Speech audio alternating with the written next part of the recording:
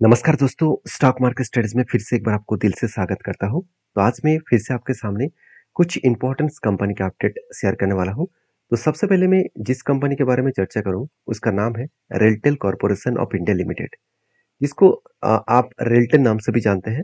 देखिए, रेलटेल एक ऐसे कंपनी है जितने सारे broadband connection, VPN services, telecom services, multimedia network services, ये सारे प्रोजेक्ट के ऊपर अकेला रेलटेल कंपनी काम करते हैं। तो बेसिकली रेलटेल एक ऐसे कंपनी है जो टेलीकॉम सेक्टर को पूरा का पूरा ऑपरेट कर रहा है, वो भी रेलवे का। तो एक एक अलग जैसा मोनोपोली कंपनी बिजनेस तो एंजॉय करते ही है, क्योंकि टेलीकॉम इंडस्ट्रीज में और वो भी रेलवे के ऊपर अकेला यही कंपनी राज कर रहा है। तो कंपनी के ऊपर मुझे बहुत सारे लोगों का कमेंट्स आया कि सर, कंपनी कुछ दिनों से लगातार गिरते चले जा रहे हैं। क्या कंपनी के ऊपर कुछ भी खराबी है? क्या कंपनी में कुछ भी प्रॉब्लम्स आया है जिसके चलते गिरते चले जा रहे हैं? क्योंकि मार्केट तो लगातार भागते चले जा रहे हैं। मार्केट फिर से निफ्टी लाइफ टाइम हाई को ब्रेक कर रहा है। तो शेयर में ऐसे क्या हो गया जो करेक्शन हो रहा है? देखिए, मैं पहले ही बोल चुका हूँ कि गवर्नमेंट ने जब फरवरी मंथ में जब इंटरिम बजट लेके आए थे, तब बड़े मुंह से यही बोल रहा था कि अपकमिंग जो फाइनल बजट आएगा जुलाई मंथ में, उस बजट में सबसे ज़्यादा अनाउंसमेंट रेलवे कंपनी के ऊपर देखने को मिलेगा। मगर हुआ कुछ उल्टा। इस बार जो बजट आया, जो फाइनल बजट पेश किया गया, उसमें आप खुद ही देख चुके हैं, रेलवे के ऊपर उतना बजट ही नहीं है। तो जो बजट के अनाउंसमेंट करने वाले थे उसका बजट ही नहीं है, मतलब बजट कुछ अनाउंसमेंट ही नहीं किया गया। तो जिसके चलते हुए रेलवे के ऊपर एक पिटाई देखने को मिला। तो कंटिन्यूसली देखिए, सेल ऑफ जो हो रहा है, इससे यही कारण के वजह से कि रेलवे के ऊपर कोई भी बजट अनाउंसमेंट नहीं हुआ। और जो भी हुआ है वो छोटे-मोटे अनाउंसमेंट है, उसमें कुछ भी नहीं होगा। वो तो पहले भी हुआ था, जब बाकी गवर्नमेंट था तब भी उसी तरीके से बजट अनाउंसमेंट हुआ था। तो कहने का मतलब है कि एक आशा दिखाकर पूरा का पूरा निराशा कर दिया। तो इसके चलते ही कंपनीज के ऊपर तो एक प्रेशराइज आएगा ना। तो बड़े-बड़े इन्वेस्टर जो रिटेल ट्रेडर्स है, इन्वेस्टर है, वो क्या करेंगे? वो अभी माल बेचेंगे, क्योंकि उसको जो आशा था कि हाँ चलो, अच्छा खासा बजट आएगा और कंपनी एक रॉकेट की तरह भागेगा, तो पहले से ही एंटी लेकर बैठे हुए थे। क्योंकि यहाँ पे जो वॉल्यूम हाई हो रहा था, आपको क्या लग रहा होगा कि यहाँ पे बाई नहीं होगा? अच्छा खासा क्वांटिटी बाइंग किया गया, इसके लिए हाई वॉल्यूम हो रहा था। देखिए, बजट आने से पहले भी एक हाई लेवल का बाइंग देखने को मिला। उसके बाद देखिए लगातार गिरते चले जा रहे हैं, मतलब प्रॉफिट बुकिंग शुरू हो चुके हैं। तो यहाँ पे क्वेश्चन है कि सर, आप जो एंट्री लिया है यहाँ पे काफी थाने पैटर्न्स के बेसिस में, तो क्या आपने एग्जिट कर दिया? बिल्कुल नहीं। मेरा तो एंट्री एक्चुअली का ब्रेकआउट हुआ, ब्रेकआउट कंफर्मेशन हुआ, रिटेस्ट करने के बाद ही एंट्री बना है। तो एंट्री बनने के बाद मैं इंतजार करूंगा इस हाई लेवल तक। उसके लिए करेक्शन भी हो, कुछ भी हो, मैं इसके ऊपर कंटिन्यू करूंगा। दो कारण की वजह से मैंने कंटिन्यू करूंगा। उससे पहले देखिए, मेरा जो टारगेट लेवल है वो करीबन 37% के आसपास में टारगेट लेके चलूंगा। और मैं दो कारण की वजह से क्यों एंट्री लूंगा। पहली बात, रेलटेल एक स्ट्रॉन्ग कंपनी है, तो इसके ऊपर पैटर्न्स तो बन ही चुके हैं। तो फर्स्ट मेरा क्राइटेरिया तो फुलफिल हो ही चुके हैं।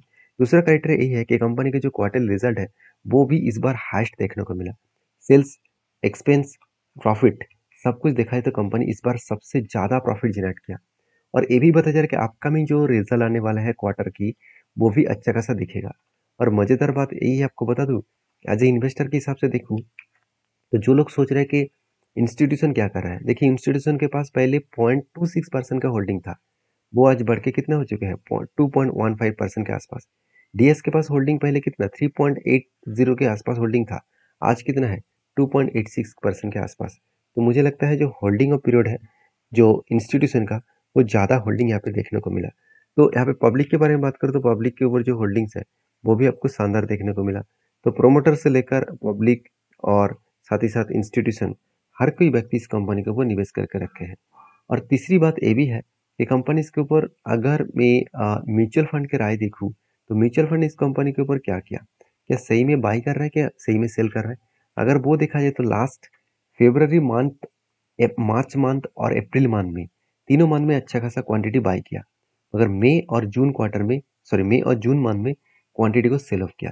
तो छोटे मोटे क्वांटिटी को सेल ऑफ किया, क्योंकि आप देख सकते हैं 11,500 बाइंग हुआ और 6,000 से लेकर 2,000 का सेलिंग हुआ। तो मतलब सेलिंग कम हो रहा है, बाइंग ज़्यादा हो रहा है। तो जो लोग सोच रहे हैं कि शेयर में करेक्शन हो रहा है, कंपनी बिग फॉल दिखाएगा, तो वो नहीं होने का चांसेस है। क्योंकि और एक पॉइंट्स मैं आपके साथ शेयर कर लेता हूँ, आप खुद यहाँ पे देखेंगे तो आपको पता चल जाएगा।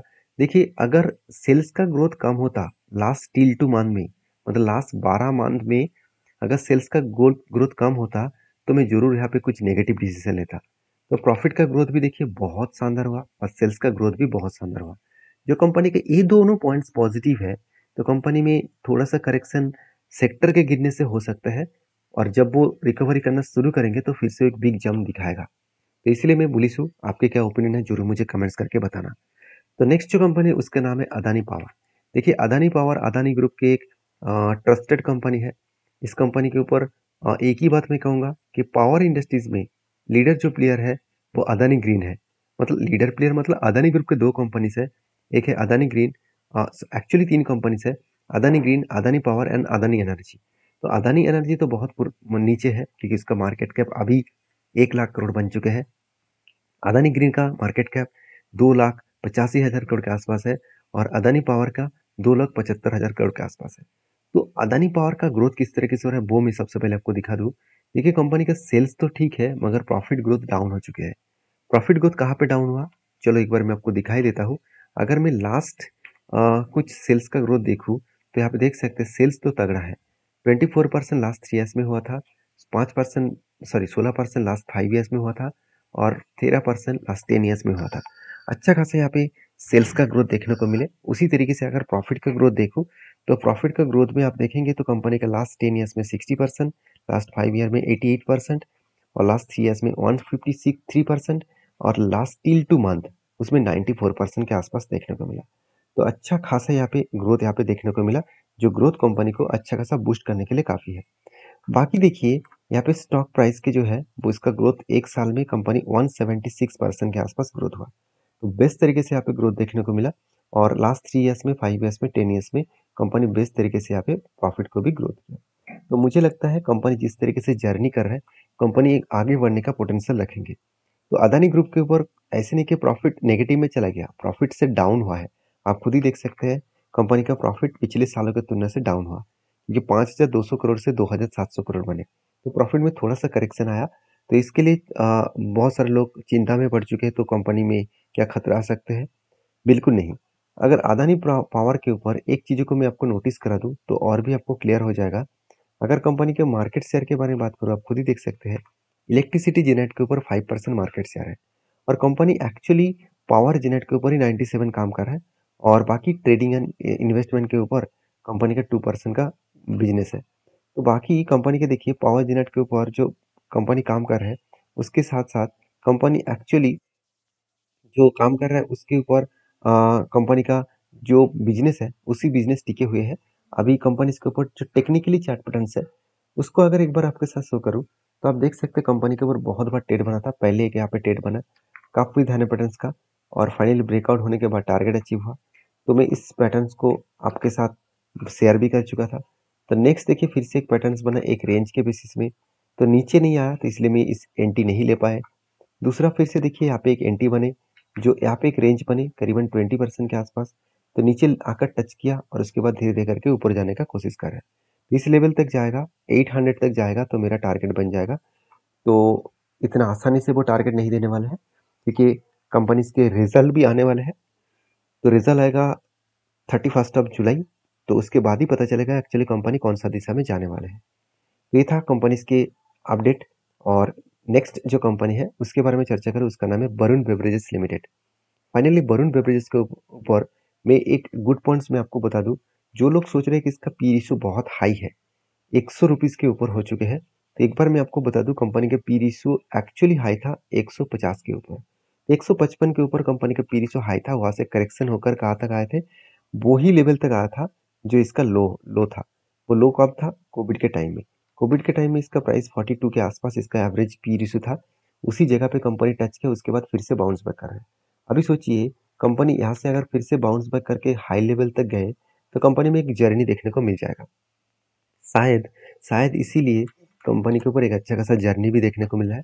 जैसे वीबीएल के बारे में बात करूँ तो आप देख सकते हैं कंपनी के ऊपर एक बेस्ट तरीके से जर्नी देखने को मिला है क्योंकि एक पहले रेंज बना था, उस रेंज को ब्रेकआउट भी किए और उसके बाद रिटेस्ट किया, उसके बाद एक बिग एंटी बना और एंटी बनने के बाद मैं पहले भी बोल चुका हूँ कंपनी में टारगेट में एक बड़ा टारगेट लेके चल रहा हूँ करीबन 44% के आसपास, क्योंकि मेरा हमेशा इस तरीके से ट्रेड में 1:3 रेशियो का टारगेट होता है, 1% का लॉसेस एंड 3% का टारगेट। तो मुझे लगता है बिग जर्नी यहाँ पे देखने को मिल सकता है इस लेवल तक मैं जर्नी को कंटिन्यू करूँगा, जो जर्नी मुझे अच्छा खासा ग्रोथ दे सकते हैं। जो टारगेट निकल कर है करीबन 2035 के आसपास। तो देखिए मैं कोई आपको टारगेट नहीं दे रहा हूँ, ये मेरा खुद का एंट्री है, मेरा खुद का रिस्की ट्रेड है। तो प्लीज़ एक बार आप इस तरीके से ट्रेड लेकर काम करना चाहते हैं, तो एक बार आपके सेबी रजिस्टर्ड एडवाइजर के साथ बातचीत करके ही काम करना। इस कंपनी के 2 अपडेट है जो मैं आपके साथ शेयर करने वाला हूँ। आप पहले अपडेट देखेंगे कि India's Varun beverages raises after snacks. तो स्नैक्स को रेज़ करने वाले और भी बढ़ाने वाले स्नैक्स का प्रोडक्शन क्यों? क्योंकि आप देख सकते हैं जाम्बिया एंड ज़िम्बाब्वे, तो इस दोनों जगह पे अराउंड आप देख सकते हैं 17% का इस प्रोडक्ट का रेवेन्यू जनरेट हो रहा है। मतलब बहुत ज़्यादा स्नैक्स जो है, स्नैक्स मतलब इसका स्नैक्स कौन-सा है? आप सभी जानते हैं, लेज़ हो गया, कुरकुरे हो गया, साथ ही साथ और भी सॉरी माफ़ी चाहता हूँ, मैं एक बार आपको दिखाई दे आप देख सकते हैं लेज़ हो गया, डोरेटोस हो गया, चीटोस हो गया एंड कुरकुरे हो गया। ये जो स्नैक्स है, इस स्नैक्स को कंपनी बेच रहा है अभी ज़िम्बाब्वे में एंड ज़ाम्बिया में। तो इस जगह पे 17% का रेवेन्यू जनरेट कंपनी इस सेक्टर के ऊपर कर रहा है। तो एक अच्छी बात है। दूसरी पॉइंट्स ये भी है कि वरुण बेवरेजेस के ऊपर शायद इसीलिए मोतीलाल ओसवाल ने एक बहुत बड़ा टारगेट रखा, 1900 के आसपास। तो जो मैं जो टारगेट लेकर चल रहा हूँ, क्या उसी लेवल में कंपनी का टारगेट रखा गया है? तो चलो मैं एक बार देख लेता हूँ। 1900 कुछ इस तरीके से लेवल्स में है। मतलब इस तरीके से लेवल्स में देखने को मिलेगा। तो 1900 के ऊपर मैं एक बार मार्किंग भी करके रखा हूँ और मतलब यहाँ पे अ, रख के देता हूँ। तो चलो इस लेवल तक टारगेट जाएगा कि नहीं जाएगा वो देखने वाला बात है। तो आपकी क्या ओपिनियन है ज़रूर मुझे कमेंट्स करके बताना। नेक्स्ट जो कंपनी है उसका नाम है सीडीएसएल। सीडीएसएल के ऊपर जल्द से जल्द आपको 1 के बदले 1 शेयर एज़ अ बोनस के हिसाब से मिलने वाला है। तो जो लोग बोनस पाना चाहते हैं, एक बार डीपली रिसर्च करें, उसके बाद काम करें। मिलते हैं नेक्स्ट वीडियो में, तब तक के लिए धन्यवाद।